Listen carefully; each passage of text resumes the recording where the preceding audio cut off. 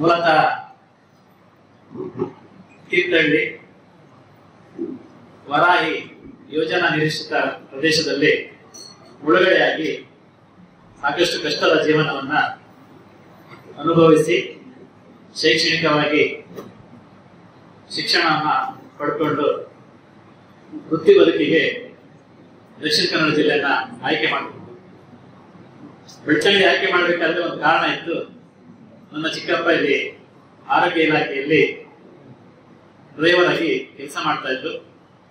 ಅವ್ರ ಜೊತೆ ಎಲ್ಲಿಗೆ ಆಗ್ಬೋದನ್ನೋ ಉದ್ದೇಶಕ್ಕೆ ಬೆಳ್ತಂಗಡಿ ಆಯ್ಕೆ ಮಾಡಿದ್ರು. 2004 ಪ್ರದೇಶಗಳು ಯಾವ್ದು ಗೊತ್ತಿಲ್ಲ, ಕೊಕ್ರಾಡಿ ಆಯ್ಕೆ ಮಾಡಿಸ್ಕೊಂಡು ಎಲ್ಲೊಬ್ರು ಕೇಸ್ ವರ್ಕರ್ ಕೊಕ್ರಾಡಿ ಯಾಕೆ ಆಯ್ಕೆ ಮಾಡ್ತೀನಿ, ಬೇರೆ ತಗೊಳ್ಳಿ ಅಂತ ಹೇಳಿ ಅದೆಲ್ಲ ಕೊಕ್ರಾಡಿನ ಕೊಡಿ, 3 ಸರಿ ಚೇಂಜ್ ಮಾಡಿ ಅಂತ. ನನ್ಗೆ ಉದ್ದೇಶ ಗೊತ್ತಾಗಿಲ್ಲ, ಮನೆ ಗೊತ್ತಾಯ್ತು ಕೊಕ್ರಾಡಿ ಮೇಲೆ ಮತ್ತೊಬ್ರು ಕಣ್ಣು ಇಟ್ಟಿದ್ರು.